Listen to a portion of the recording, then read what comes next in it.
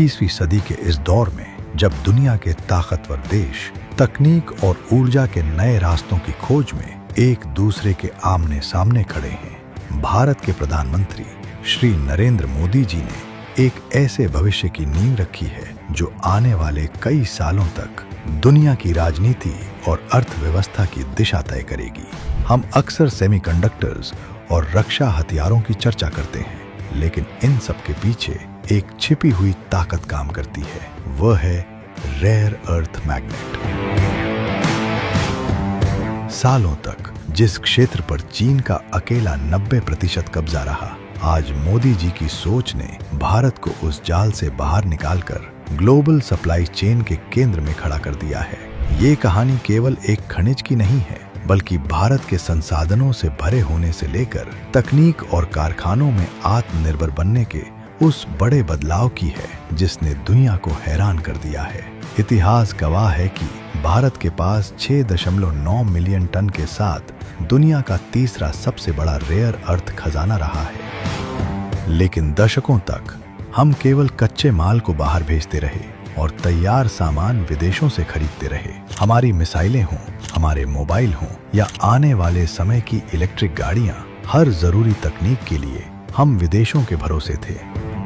लेकिन 2014 के बाद प्रधानमंत्री श्री नरेंद्र मोदी जी ने इस कमी को पहचाना।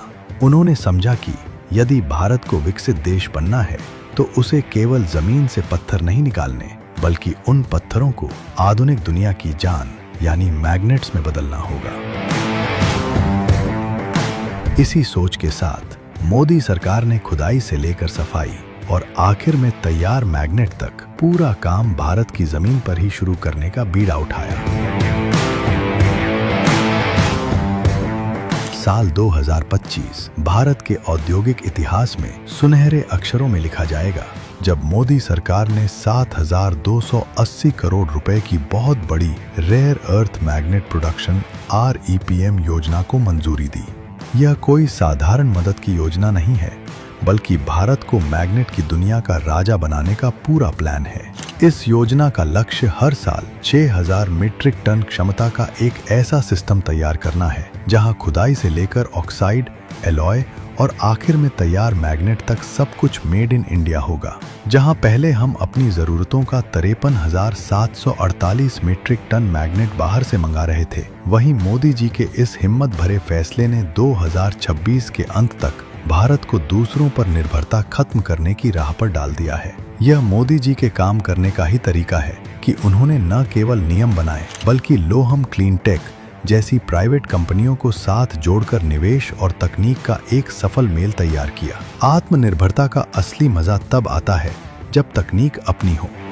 विशाखापत्तनम में बना REPM प्लांट भारत के वैज्ञानिकों की काबिलियत का जीता जागता सबूत है। BARC और DRDO की मदद से तैयार अपनी स्वदेशी तकनीक के जरिए आज भारत समैरियम कोबाल्ट जैसे मुश्किल मैग्नेट खुद बना रहा है। ये वही मैग्नेट हैं जो हमारी ब्रह्मोस मिसाइलों, रडार सिस्टम और आधुनिक युद्ध पोतों को ताकत देते हैं। मोदी जी ने साफ कर दिया है कि भारत की सुरक्षा अब किसी विदेशी कंपनी के भरोसे नहीं रहेगी। यह मेक इन इंडिया और डीप टेक का वह सफल जोड़ है जिसने भारत को दुनिया के रक्षा बाजार में एक भरोसेमंद खिलाड़ी बना दिया है।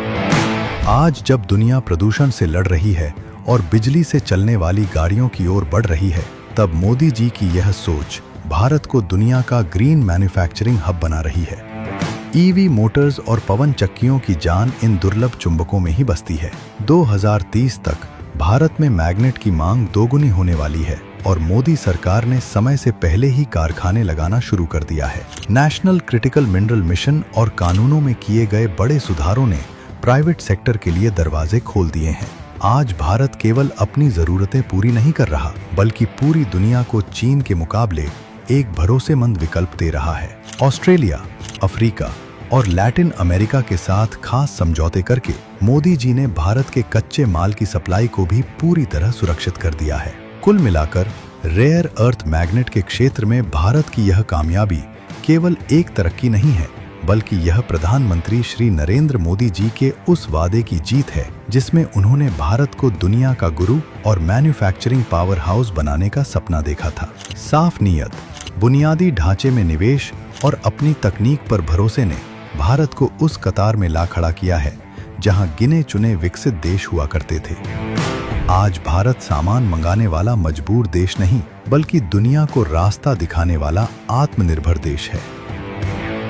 7,280 करोड़ का निवेश और 6,000 टन का उत्पादन लक्ष्य तो बस शुरुआत है। मोदी जी के नेतृत्व में भारत की यह ताकत आने वाले कई सालों तक दुनिया के नक्शे पर अपनी अलग पहचान छोड़ेगी। भारत अब रुकने वाला नहीं है, क्योंकि अब भारत के पास अपनी शक्ति, अपनी तकनीक और अपना मजबूत इरादा है।